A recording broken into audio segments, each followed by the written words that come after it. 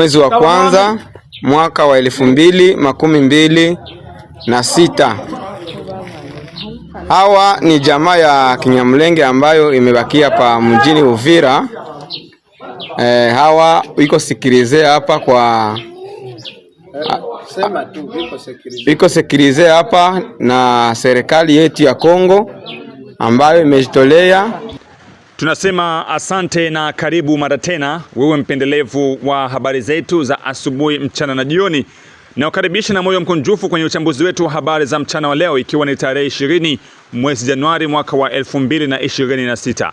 Kama kawaida tuko hapa kukuletea za ukweli na za uhakika kuhusu kile kinachoendelea mashariki mwa nchi ya Jamhuri ya Demokrasia ya Kongo, hususan na jimboni Kivu Kusini pamoja na jimboni Kivu Kaskazini. Mpendwa msikilizaji, mchana wa leo tunakuletea za ukweli, tunakuletea kile kinachoendelea huko Kamanyola, ambako wahasi wa AFC M23 RDF Ngomino Twirwaneho wameanza kupigana wenyewe kwa wenyewe huko Kamanyola. Takujuza ni kipi chanzo na nini ambacho kimesababisha wao kuanza kupigana wenyewe kwa wenyewe huko Kamanyola ambako wanapatikana. Pia takujuza kuhusiana na familia za Wanyamulenge waliokimbia mji wa Uvira, lakini kuna wale ambao walisalia, ni kipi ambacho kimewakuta, aidha ni kipi ambacho kimechukuliwa, aidha ni kipi ambacho kimezungumzwa kuhusiana na uwepo wao katika mji wa Uvira. Tutakujuza pia kuhusiana na kile kinachoendelea huko Masisi, ambako hospitali kuu ya Masisi imeteketea kwa moto usiku wa kuamkia leo, siku ya pili mwezi Januari mwaka wa 2026. Hivyo mpendwa msikilizaji, kuna mengi ambayo tutakuja kuyafaidi katika habari zetu za mchana wa leo. Inakusii kusubscribe channel hii, kucomment, lakini pia kusambaza habari zetu kwa walio wengi zaidi, inaendelea kuzipata kama utakavyokuwa unazipata wewe. Tunakutambulia habari za ukweli na za uhakika ili upate kujua yote ambayo yanaendelea kujiri mashariki mwa nchi ya Jamhuri ya Demokrasia ya Kongo. Na sasa katika habari hizi tuanzie moja kwa moja huko Kamanyola, tupate kujuza ni kipi ambacho kimetokea upande wa wahasi wakiwa wanapigana wenyewe kwa wenyewe. Ni kipi ambacho kimetokea, lakini pia chanzo ni nini? Sasa habari iko namna hii msikilizaji. Kwa mujibu wa vyanzo mbalimbali vya habari, kuliripotiwa na makabiliano ya risasi katika maeneo ya mpakani wa Kamanyola kati ya majeshi ya Rwanda na wapiganaji wa Ngomino Twirwaneho, kundi linalodai kutetea raia wa Banyamulenge. Mapigano hayo yalianza jana usiku majira ya saa 3 hadi kufikia saa 8 alfajiri ya kuamkia Jumanne tarehe 20 Januari mwaka wa 2026. Ilikuwa ni makabiliano kati ya majeshi ya Rwanda na wahasi wa Ngomino Twirwaneho. Utakumbuka kwamba wahasi hao walijiunga na M23 kwa lengo la kudai wenda AFC M23 ikafanikisha malengo yake, na basi na wao wakapata nafasi nzuri katika serikali ambayo waliipanga itakuja kuitwa Republic du Kivu, na wao pia watakuwa moja kati ya viongozi wa mbele katika operation hizo ambazo wahasi wa AFC M23 walikuwa wakiongoza mashariki mwa nchi ya Jamhuri ya Demokrasia ya Kongo. Na kikumbuka siku za hapo nyuma, ilikuwa ni mwezi wa pili, mkuu kiongozi wa Twirwaneho ambaye alikuwa anajulikana kwa jina la Makanika aliweza kufariki dunia kupitia shambulizi la drone ambayo ilidaiwa kwamba drone zile zitoka Rwanda, na ilikuwa moja kati ya jambo ambalo lilipelekea waasi hao kuwa na marumbano tena kati yao na baadhi ya majeshi ya Rwanda. Lakini baadaye kulikuwa siasa ambayo ilifanyika hapo, basi wakawa tena kitu kimoja na wakachukua udhibiti wa mji wa Minembwe, ambako uliwapatia waasi wa M23 nguvu ya kusema kwamba basi hapa kazi itakuwa iko vizuri. Ukiangalia kundi la wahasi wa Ngomino Twirwaneho, 100% kabisa ni Wanyarwanda ambao waliishi Minembwe, ambao wanaitwa kwa Wanyamulenge, ambao waliishi Minembwe kwa muda kabisa. Wao hawachangani, ni Wanyamulenge kabisa mtupu katika kundi la Ngomino Twirwaneho, tofauti na tofauti na AFC M23 ambao kuna mchanganyiko wa makabila mbalimbali na ikaunda muungano huo. Sasa hiyo jana walikabiliana, na moja kati ya sababu kubwa ni nini? Sasa kwa mujibu wa vyanzo tulivyowasiliana navyo kutoka kwenye uongozi wa utawala maeneo hayo, chanzo cha mapigano hayo inadaiwa kuwa ni jaribio la jeshi la Rwanda kutaka kwa nguvu kuanzisha kambi ya wakimbizi wa Banyamulenge katika eneo la Kamanyola. Hiyo ndio moja kati ya chanzo kubwa ambacho kilipelekea wao kuanza kukabiliana hiyo jana. Ni kipindi ambacho jeshi la Rwanda ilitaka kuanzisha kambi, yani kufungua kambi. Unajua kuna Wanyamulenge ambao walikuwepo wako Uvira kipindi ambapo M23 iliweza kushika Uvira, lakini kipindi ambapo inatoka kuna familia nyingi ambazo zilitoka pale, familia za Kinyamulenge. Sasa zilipoenda moja kwa moja zilitoka kambi hapo ziliweka kambi maeneo ya Kamanyola. Sasa baada ya familia hizo kufika hapo Kamanyola, jeshi la Rwanda liliamuru order kusema kwamba lazima kambi iwekwe pale ya watu hao wasiende Rwanda, aidha wasiende popote pale. Na ndio ilikuwa moja kati ya sababu kubwa. Pendekezo hilo lilikataliwa vikali na kundi la Ngomino Twirwaneho, wakisema kuwa ni hatari kubwa ya usalama kwa raia wao. Twirwaneho wamesema wanahofia kuwa hatua hiyo ni ya kurudia matukio ya mauaji ya Gatumba ya mwaka wa 2003 ambako Wanyamulenge walikusanywa kama wakimbizi, lakini baadaye eneo hilo liligeuzwa kuwa kambi ya kijeshi. Kwa sababu hiyo, Twirwaneho walipendekeza kwamba raia wote wa Banyamulenge waondolewe katika maeneo ya hatari na kupandishwa katika nyanza za juu za wilayani Uvira na Fizi, pendekezo ambalo nalo lilipingwa na jeshi la Rwanda. Hapo ndipo utata ulipoanza, mpendwa msikilizaji. Nataka uelewe ni wapi ambako vurugu hizo zilianzia kati ya vikundi hivyo ambavyo vilikuwa vinatumikia pamoja na kuanza kurumbana. Kwa mujibu wa kumbukumbu za kihistoria, mwaka wa 2003 chini ya agizo ya rais wa Rwanda Paul Kagame, Banyamulenge balikusanywa katika kambi ya Gatumba kama wakimbizi. Hata hivyo, baadaye kambi hiyo ikageuzwa kuwa kambi ya kijeshi ambapo Kanali Mutebutsi pamoja na majeshi ya Rwanda waliweka makao yao kwa lengo la kuanzisha mashambulizi dhidi ya mji wa Uvira. Lakini wakati huo huo, mamlaka ya Watusi ilikuwa tayari imeangushwa nchini Burundi, hali iliyolazimisha jeshi la Burundi kushambulia majeshi ya Rwanda waliokuwa wakijificha katika kambi hiyo.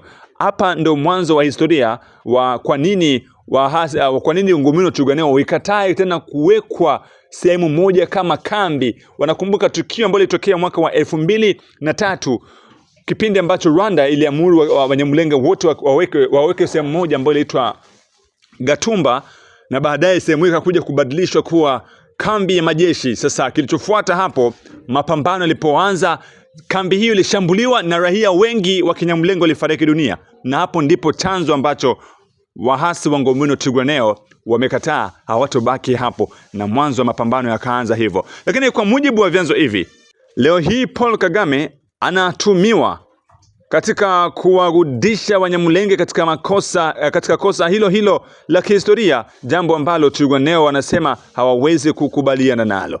Vyanzo vinaongeza kuwa wanajeshi wa Rwanda waliruhusu tu raia wa Banyamulenge waliotoka Minembwe ambao walifika Uvira siku ya kuondoka kwao kupanda kuelekea nyanza za juu kupitia barabara ya Lemera.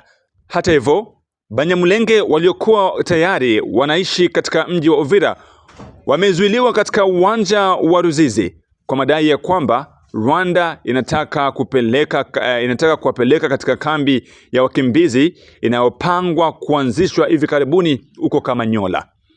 Katika sehemu ya uchambuzi, vyanzo vinaonya kuwa Paul Kagame hana huruma kwa yeyote, na kuna hofu kwamba baada ya kukusanywa kwa Wanyamulenge Kamanyola, anaweza hata kuwashambulia yeye mwenyewe ili baadaye kuituhumu serikali ya Jamhuri ya Demokrasia ya Kongo.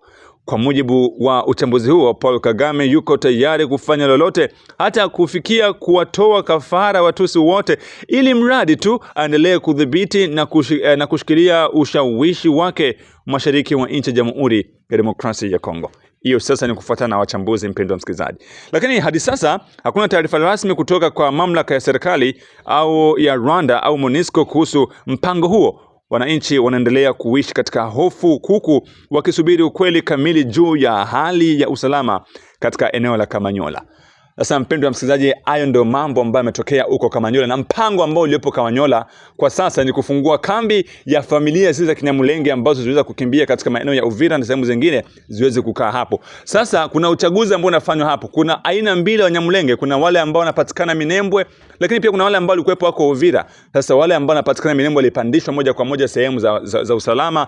Hawa ambao wamebaki katika maeneo ya bonde la Ruzizi wanaambiwa hawatotoka, bali watasubiria kwenda kambini ambako watakaa. Sasa moja kati ya jambo ambalo Ngomino Twirwaneho wanakataa raia wao hawatokwenda kambini, kwa sababu baadaye kambi hii ikageuzwa kuwa kambi ya jeshi, ikakuja kushambuliwa na serikali. Sasa hapa ni moja kati ya njia ambayo inaanza kuonyesha kwamba kundi la AFC M23 limeanza kutengana sasa, kwa sababu Ngomino Chugwane walikuwa ni washirika wao wakubwa sana ambao walikuwa wanawasaidia upande mwingine. Lakini kwa kupitia hiki ambacho kimeanza kutokea, kinaonyesha sura gani? Inaonyesha kwamba hapa kuna kuwa mtengano kati ya kundi hizi mbili. Kwa hivyo mpendwa msikilizaji, hicho ndio kile ambacho kinaendelea huko Kamanyola, na sasa turejee katika mji wa Uvira. Wakati raia wa Kinyamulenge wakiwa wanatoka katika mji wa Uvira, kuna wale ambao walisalia katika mji huo, lakini huku baadhi ya taarifa zikawa zinatoka kwamba wamekimbia kutokana na mateso, watauawa. Wakati hapo awali alikuwa akiishi bila mateso katika mji wa Uvira. Moja kati ya siasa ambayo inafanyika hapa kwa ajili kuonekana ionyeshe kwamba Kongo aiza FARDC ina wanyanyasa Wanyamulenge katika maeneo ambako wanapatikana, ili hali ya kwamba wao ni raia kama raia wengine. Sasa kupitia hali hiyo, kuna video ambayo imeshikwa hii hapa, utazame kwanza, wakionyesha namna ambavyo familia ambazo zinasalia katika mji huo zimelelewa na zinapewa hifadhi, ziko chini ya udhibiti, zinalindwa vizuri, kwa ajili ya kuweza kuonyesha wale ambao wanasema kwamba Wanyamulenge ambao wanapatikana katika mji wa Uvira wanateswa, wanakimbia, kuoa, wanapigwa, na ndio maana video hii imeweza kurekodiwa. Hebu kaitazama. Lakini baada ya kutazama video hii, mpendwa msikilizaji, nitakujuza sasa ni kipi ambacho makamanda wa Kizalendo wamezungumza kuhusiana na wale watu ambao watatekeleza vitendo vya kuwashika watu kwa tuhuma ya kwamba walikuwa wanatumika na wahasi. Lakini pia nitakujuza kuhusiana na kipi ambacho kimezungumzwa baada ya tuhuma hizo, baada ya kauli hizo za wazalendo kusema kwamba hawataki kusikia mtu yeyote aweze kufungwa kwa sababu ya kesi ya kusema kwamba alikuwa akitumika na wahasi. Kauli hiyo pia imekuja kupingwa vikali. Kwa hivyo tazama kwanza video hii, kisha tunakuja na mengine hapo baadaye. Mwezi wa kwanza mwaka wa 2026. Hawa ni jamaa ya Kinyamulenge ambayo imebakia pa mjini Uvira. Hawa iko sikilize hapa kwa iko sikilize hapa na serikali yetu ya Kongo ambayo imejitolea pamoja na wazalendo. Mmewaona pale, wanawasikilize vizuri sana. Hapa wamesema kama hakuna jeshi mwenye iko anatafuta raia, jeshi anatafutaka mwingine jeshi.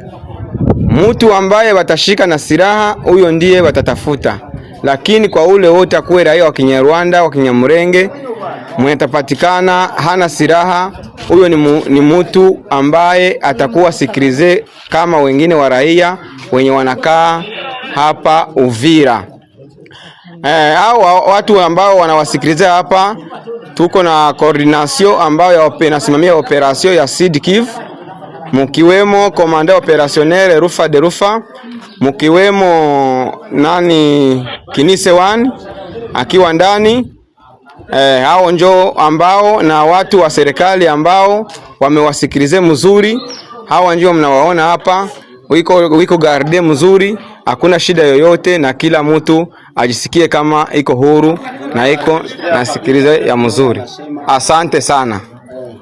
Sasa mpendwa msikilizaji, kipindi cha wahasi wameondoka, kuna baadhi ya watu ambao waliweza kushirikiana na wahasi katika mji wa Uvira, na hivyo wakawa moja kati ya target za wazalendo kusema kwamba siku ambako wahasi watakapokwenda, moja kwa moja watu wao watakuwa wa kwanza kushikwa kwa ajili ya kuweza kupewa adhabu, lakini pia kuweza kupelekwa kwenye vyombo vya kiusalama. Lakini mapema asubuhi ya leo, kamanda wa Kizalendo Makanaki Kasimbira John ametuma ujumbe mzito na onyo kali kwa yeyote, kwa mzalendo yeyote ambaye atahusika kumshika mtu kwa tuhuma ya kusema kwamba alitumika na wahasi. Kamanda Makanaki Kasimbira John amesema hataki kusikia mzalendo yeyote anamfunga mtu kwa madai ya kusema kwamba kwa sababu walionekana na wahasi wa M23 kipindi ambapo wako Uvira. Lakini audio hii ya kamanda Makanaki Kasimbira John imepokelewa kishingo upande na baadhi ya wazalendo wengine ambao wamesema kwamba haiwezi kawezekana mtu akatumika na wahasi kisha tena tu mtetee sisi kama wazalendo.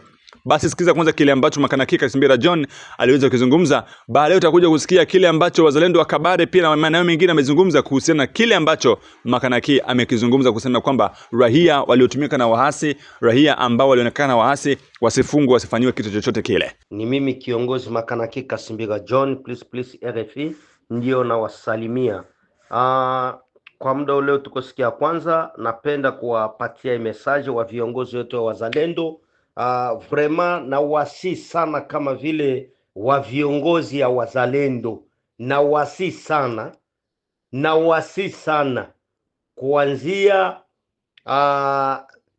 Kalundu kuanzia hadi Kavimvira, na wasi sana surtout hizi kona, ndasema ngambo za Kiribula, ngambo za Mulongwe, ngambo za Kasenga, Kavimvira. Donc neno napenda kuwaambia wakuu wa viongozi wa wazalendo, na anosukuma message ni mimi kiongozi Makanaki Kasimbira John. Na hii message kuna kiongozi anatuma, mimi natuma hii message, lakini mimi sitamsema jina, na anajulikana wala tunajulikana sisi yote. Nasema kama vile kiongozi, na wasi sana wa viongozi wa wazalendo katika muji ya Uvira, na wasi sana pasiwe mutu wa kufunga mutu aseme huyu mutu ni ndugu ya Munyarwanda, wala balikuwa wanatembea na batu fulani, atupendi. Balikuwa wanatembea na ba M23, atupendi. Muache batu pale.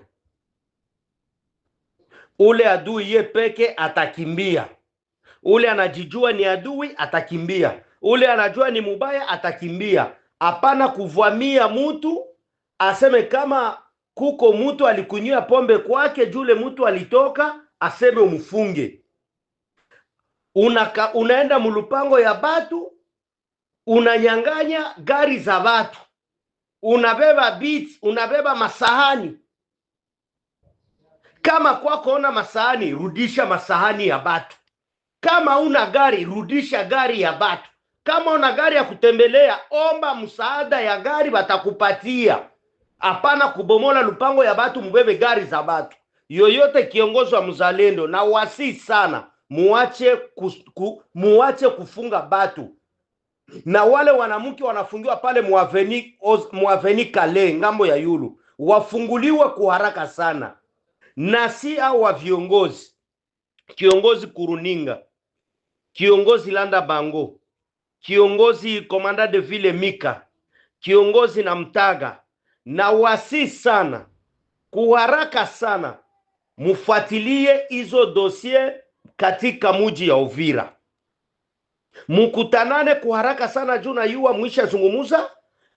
Haraka sana mufuate mambo yene iko napitikana Kumalaki, mambo yanapitikana Kiribula, mambo yanapitikana Mulongwe, mambo yanapitikana Kasenga, mambo yanapitikana Kiromoni. Kuharaka sana mufuatilie, pasiwe mutu wa kufungwa. Atupendi na sipendi na atupendi. Na wasi sana kuharaka, zile gari za batu zinafungiwa, zile gari za batu mulibomola lupango mukabeba, muharaka sana. Ubale batu ba mama bene mulipenda funga kule nani hapa Kimanga, mukabeba bitu yabo manyumba, murudishe haraka. Wale wama wanafungiwa muaveni Kale, murudishe haraka. Kule Kasenga, muache kunyanyasa vya batu. Mulongwe, muache kusumbua. Kila mtu asikie, masikio ya mbuzi nasikiliaka mchungu. Ule kiongozi hata sikia, bayue ile eneo ya kila kiongozi.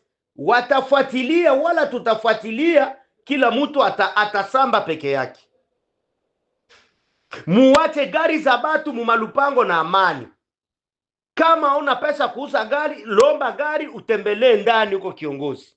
Hapana kusumbua batu. Hiyo maliste muko mnabeba aseme o mtafunga batu. Batu gani mtafunga? Hamuna haya. Hamuna haya. Kama tunasema kweli, acha niseme. Eski hakuna bandugu yenyu wala hakuna bandugu yetu weneviko ma M23? Kama M23 natoka, eski inabakia kusumbua batu? Mwache batu na amani. Na bamwizi nabo bataprofite pale. Lakini kama mnachunga security mzuri, hakuna mwizi mwenye ataiba. Lakini kama mnachunga security mbaya, bamwizi bataiba batasema tu ni mwe bazalendo. Mwache watu na amani. Na ule mzalendo anaambia baraya ya Uvira, kama wanafunga batu ovyo, munalalamika, munatupigia masimu. Kama wanafunga batu ovyo, na batai hapa ba viongozi, muite hapa ba viongozi. Muite kiongozi Landa Bango, muite kiongozi Mika, commandant de ville. Muite kiongozi Kuruninga, muite kiongozi na Mutaga Omar. Bale wa viongozi mubaite kwa haraka. Wale watu bene biko bananyanyasa watu watafuatiliwa na wale watu. Na bale batu bene biko bananyanyasa batu mutaita au batu bene mina bataia batafuatilia bale batu. Atupendi ma desordre na tupendi mabiro wa muaveni. Mutoshe mabiro zenyu makartie. Mutoshe mabiro wa ovyo wabuzi muaveni. Ni mimi Kanaki ndio nasema. Na Mungu akeme hiyo pepo ishinde kwa jina la Yesu. Atupendi desordre mumuji wa Uvira hapana. Mwache batu na amani. Kuanzia Kigongo hadi Kise tunaendelea, tuache batu na amani na wasi sana. Mshende mnakimbia, mnakuwa mnaenda sumbua batu mabarabara, kufunga batu mabarabara. Na waambia munifuate kwa makini watoto ya Uvira, mutoshe boga kabisa. Pasiwe mtu wa kufunga mtu pale. Desordre gani? Mwache batu na amani. Tulikuwa pale depuis mbele. Pale palikuwa banamuke banaume ya Kinyarwanda banajiita Wanyamlenge. Biko na kimya, mubache pale na amani. Muache banamuke, muache batu na amani. Mtaenda sema hakuna bandugu yenu mwe mubazalendo bene biko natumika na kabila pale. Munawazia tubayui. Bakuwa yenu bamoya biko natumika na kabila na ndo bakonseye ya kabila. Me tunanyamaza. Sasa mnaanza kufunga batu aseme hapa balikuwa na M23. Muachane na ile madesordre di. Adui ye peke atajitambulisha na adui ye peke atakimbia bila kuguswa eko. Ila batu bawe makini, bafuatilie na tufunge manjia na tufuatilie hadi kwenye adui iko naenda. Na ndo ile napana hiyo message katika mji wa Uvira kwa muda na waambia leo tuko siku ya kwanza. Na hiyo pepo ishindo kwa jina la Yesu. Na wasi sana commandant de ville Mika, fuatilie hiyo dossier, Landa Bango Kuruninga na Mutaga, mufuatilie hiyo mambo kwa haraka sana bila kuzarau. Asante, Mungu awabariki. Hiyo magari ya batu irudie na banamuke mnafunga murudie pale. Hamuna haya kubaba maliste ya ovyo aseme balikuwa tumika na banani, hamuna haya mwe. Mwambie muishaenda mnakimbia mwingine mlikuwa mungali mnafichama hapa mumapori hapa na makalemi.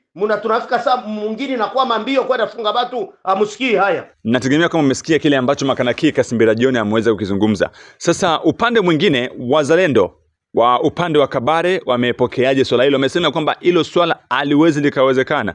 Yeyote aliyefanya mahovu kipindi cha wahasi wa M23 wako katika mji wa Uvira lazima ahukumiwe sawa sawa na makosa aliyoyatenda. Huyu hapa ni moja kati ya wasemaji wa wazalendo kutoka huko tarafani Kabare, amekanusha na kukosoa vikali kauli ya mheshimiwa Makanaki Kasimbira John. Hii ni kauli ambayo mimi siwezi nikakubaliana nayo bwana mtangazaji, kwa sababu ilijulikana wazi kuanzia Luvungi, Sange, kuja Uvira, infiltration ilikuwa kubwa kwa sababu M23 walikuwa na washirika wengi wakiwemo wa raia wa Kikongomani na zaidi wakiwemo wa raia vile vile wa Kinyamurenge.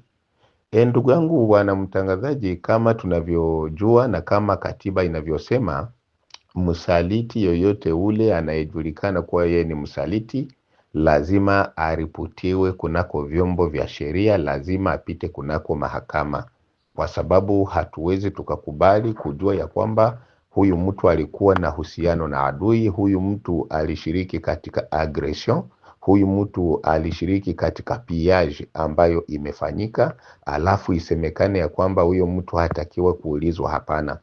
Ijapokuwa kitu ambacho mimi nakuaga na washauria sana baadhi ya wazalendo ni kuwaonyesha ya kwamba jeshi sio nguvu, kwa sababu huwa wengi wanadhania kwamba mtu kuwa mwanajeshi ni kutumia nguvu peke yake. Sio hivyo. Jeshi vile vile nitakiwa kutumia akili, jeshi vile vile nitakiwa kutumia experience, kwa sababu mtu pindi unapomjua ya kwamba yeye ana uhusiano na adui, ya kwamba yeye ana ushirika na adui, lazima kumwendea kisiasa, lazima kumupeleka kisheria ili ajiripoti na ili kutambua zaidi mbinu za adui, kwa sababu hata ikijulikana kwamba mtu ana ushirika na adui haijaruhusiwa kusema auawe hapo hapo, kwa sababu ukishamuua unapoteza trust, kwa sababu ule mtu inalomba apite ku justice kwa gisi asambishwe, na pindi atakaposamba ukweli utajulikana. Vile vile ndugu zetu wa kominote ya Banyamulenge, mimi naendelea kuwashauri na kuwaonya, kwa sababu sisi tunajua waliishi na sisi katika nchi ya Kongo takriban miaka kuzidia miaka 50. Lakini wao wenyewe pindi waasi wa M23 walipoingia katika mji wa Uvira, sehemu popote pale ambao wao wanaishi, wao walicheza na kuanza kuonyesha kwamba Rais Tombe, sijue Uvira Tombe, ikakuwa sherehe kwao, kwa sababu walionyesha kwamba ule uongozi ambao uliingia wa kiasi ndio uongozi ambao wao wanausapoti. Walionyesha kwamba hawana rais Kishasa isipokuwa rais wao ni Paul Kagame na Corneille Nangaa ikompri na Hippolyte Kanambe. Donc wakati masuala kama na hii inajulikana wazi, aiza mtu kama na hawa, kwa sababu kuna baadhi yao ambao tuliwaona wanafanya mavideo wakiwa katika sherehe kubwa ya kuanguka kwa mji wa Uvira. Sasa mimi hautaniambia kwamba mtu kama na yule utamuona akose kuripotiwa kwenye vyombo vya sheria. Lazima atapita kwenye vyombo vya sheria, kwa sababu yeye ni msaliti, kwa sababu ile raia ambayo imeuawa Uvira haitafufuka tena. Wale ambao saizi ni walemavu hawatakuwa tena watu wazima. Wale ambao wamepolewa mali yao haitarudia tena. Sasa itawezekanaje mtu ambaye ameshiriki katika usaliti kama na ule museme ya kwamba asiulizwe? Hii ni masuala ambayo haiwezi ikawezekana, kwa sababu kila mtu anapaswa kamata responsibility ya akte yake. Sisi wote kama ni shida tuko na mashida, sisi wote kama ni njala tuko nayo, lakini tulibakia kwenye msimamo na kukataa kutumika na adui na kukataa pesa za adui, kwa sababu tulijua hatuna nchi nyingine isipokuwa nchi ya Kongo. Na vile vile kuna baadhi ya Wanyamulenge wengi pindi M23 imeondoka katika mji wa Uvira, wenyewe wamefunga mirago na kuondoka kuelekea hadi Kamanyola na wengine Bugarama, kwa sababu duru zetu za Rance muda wote ule zilikuwa katika ule mji wa Uvira, hata muda wote ule ambao M23 ulikuwa. Lakini M23 waliwashawishi ndugu zao wa Kinyamulenge, na kwa sababu walikuwa wote katika mbinu moja na katika ushauri moja, wenyewe wakaanza kufunga mirago na kwenda pamoja na M23. Sasa ikiwa wao wanajua kuwa wao ni wakongomani halisi, kwa nini wafunge mirago na kwenda na wahalifu? Kwa nini wafunge mirago wakimbie pamoja na waagresher, na ili hali tunajua hatuna nao usalama? Kwa sababu tunajua katika kabila la Wanyamulenge kuna wale ambao hawataki usaliti, kuna wale ambao vile vile hawajua siasa inaochezeka, lakini wale ambao wanashiriki katika masuala ya siasa, wale wote ambao walifanya sherehe kusherekea ya kwamba Uvira Tombe, Chisegeti Tombe, sijue Bitakwira Tombe, Wazalendo Tombe, lazima wakijulikana wapite kwenye vyombo vya mashtaka, kwa sababu hatutaendelea kuwa na ujinga kama na ule mtu hata kuwa asubuhi alafu we jioni umpake mafuta. Hii ni swala ambalo mimi siwezi nikakubaliana nalo, kwa sababu usaliti ulianza tokea zamani, ukiwemo wa raia wengi na vile vile wakiwemo baadhi ya matajiri wa Uvira. Lazima wote waripotiwe kwenye vyombo vya serikali, ila kila mtu ahojiwe kunako makosa yake. Nafikiri justice connaître, mtu anaweza akasemwa ya kwamba yeye alitumika na adui. Nafikiri wa OPG wako wenye wanajua kusambisha, aussi ba inspecteur militaire bebiko na kalite biko, na ndio maana tunasema lazima wakati watakutana, kama mtu iko inonsa, iko akize inonsa, lazima atapata akituma. na ndio maana mimi nasema ya kwamba hatuwezi tukaacha kushughulikia mtu ambaye anajulikana ya kwamba yeye ni adui, kwa sababu mnajua ikiwa Kongo tunaendelea kuwa na vita mara kwa mara ni kwa sababu hatujaweza kitu ambacho wanaita renseignement aussi meme aussi katika jeshi yetu ya wazalendo hatuachiane makazi, kwa sababu mtu unaweza ukawa komanda force lakini hauna matiere ya renseignement. Mtu unaweza ukawa komanda dinite lakini hauna matiere ya renseignement. Na ndio maana mimi tunasema ya kwamba jeshi inakuwa ni echelon par echelon, et aussi tukwe tunaacha ma usurpation de fonction ou bien ma usurpation de pouvoir, kwa sababu unaweza ukawa superior lakini inferior wako iko na jukumu lake ambalo linatakiwa yeye alitumike alafu akupe ripoti baadaye. Na ndio maana tunasema ya kwamba lazima ratissage ifanyike katika mji wa Uvira ili kugundua ni nani msaliti na nani asiyekuwa msaliti. Isipokuwa jambo ambalo na mimi nalipiga marufuku 100% ni mlio wa risasi, kwa sababu risasi haina uhusiano wowote ule na raia. Risasi haijengi, huwa risasi kazi yake ni kuleta madhara. Hichi kabisa kwa yule mzalendo atakayejulikana kabisa anapiga risasi pasi na hoda ya uongozi wa juu, lazima aripotiwe na apate adhabu, kwa sababu silaha ni ya kuchunga raia na mali yake. Na tutamatisha habari hizi na habari kutoka huko Masisi sasa, mpendwa msikilizaji, ambako hospitali kuu ya Masisi Center iliyopo katika wilayani Masisi mkoani Kivu Kaskazini imeteketea kwa moto usiku wa kuamkia tarehe 20 Januari mwaka wa 2026. Tukio hilo limezua hofu mkubwa miongoni mwa wakazi wa eneo hilo pamoja na wagonjwa waliokuwa wakipokea matibabu hospitalini humo. Kwa mujibu wa vyanzo vya ndani vya eneo, moto huo ulianza ghafla ukionekana kwanza kwenye sehemu ya mabati ya jengo la hospitalini kabla ya kusambaa kwa kasi na kuunguza sehemu kubwa ya miundombinu ya hospitali hiyo. Juhudi za kuzima moto ziliripotiwa kuwa ngumu kutokana na ukosefu wa vifaa vya kuzima moto. Hadi kufikia sasa, idadi ya watu waliofariki au kujeruhiwa kutokana na moto huo bado kujulikana, kwani mpaka sasa uchunguzi bado unaendelea. Hata hivyo, taarifa za awali zinaeleza kuwa dawa nyingi, vifaa vya matibabu pamoja na vifaa vya huduma za wagonjwa vimeteketea kabisa, jambo ambalo limeathiri kwa kiwango kikubwa utoaji huduma za afya katika eneo hilo. Mashuhuda wanasema wagonjwa na wahuduma wa afya walazimika kukimbia usiku wa manane kuokoa maisha yao, huku wengine wakihamishwa kwa dharura kwenda katika vituo vingine vya afya vya karibu. Mamlaka za eneo pamoja na idara za afya bado hajatoa taarifa rasmi kuhusu chanzo halisi cha moto huo, lakini zimeahidi kufanya uchunguzi wa kina ili kubaini kilichosababisha tukio hilo na kuchukua hatua muhimu kwa ajili ya kuangalia ni kipi kifanyike. Wananchi wa Masisi wameeleza wasiwasi wao mkubwa, wakihofia ukosefu wa huduma za afya baada ya hospitali hiyo ambayo ni miongoni mwa kituo kikubwa na muhimu vya matibabu katika eneo hilo la Masisi kuharibiwa kwa moto.